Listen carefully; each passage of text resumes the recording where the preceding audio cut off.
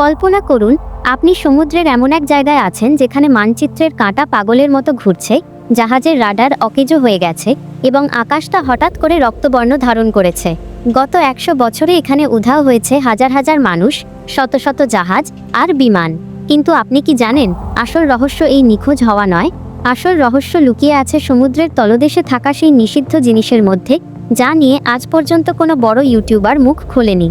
আজ আমরা বারমুডা ট্রায়াঙ্গলের এমন কিছু গোপন ফাইল ফাঁস করব যা বিজ্ঞানীদের রাতের ঘুম কেড়ে নিয়েছে।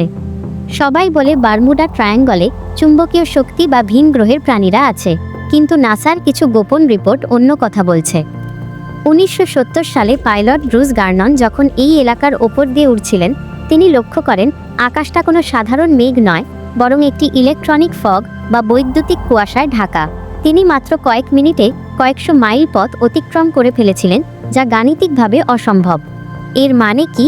বারমুডা ট্রায়াঙ্গল কি আসলে কোনো টাইম মেশিন বা সময়ের পোর্টাল, যা মানুষকে 1 সেকেন্ডে কয়েকশো বছর আগে বা পরে পাঠিয়ে দিতে পারে? সাম্প্রতিক গভীর সমুদ্রের স্ক্যানিং রিপোর্টে দেখা গেছে, এই ট্রায়াঙ্গলের ঠিক মাঝখানে সমুদ্রের তলদেশে এমন কিছু বিশাল আকৃতির স্ফটিক বা ক্রিস্টাল পিরামিড রয়েছে, যা মিশরের পিরামিডের চেয়েও 3 গুণ বড় এবং স্বচ্ছ। এই পিরামিডগুলোই কি সমুদ্রের পানিকে উত্তাল করে তুলছে, নাকি এগুলো কোনো প্রাচীন সভ্যতার এনার্জি সোর্স যা আজও সক্রিয় থেকে আশেপাশের সব কিছুকে গিলে খাচ্ছে? সবচেয়ে ভয়ানক তথ্যটি হলো ইনফ্রাসনিক সাউন্ড।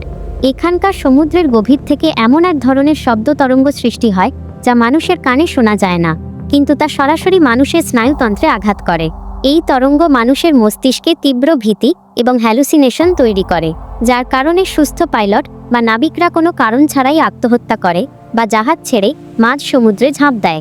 কেন এই শব্দ তরঙ্গ শুধুমাত্র এই নির্দিষ্ট এলাকায়? কার জন্য এই ফ্রিকোয়েন্সি সেট করা হয়েছে?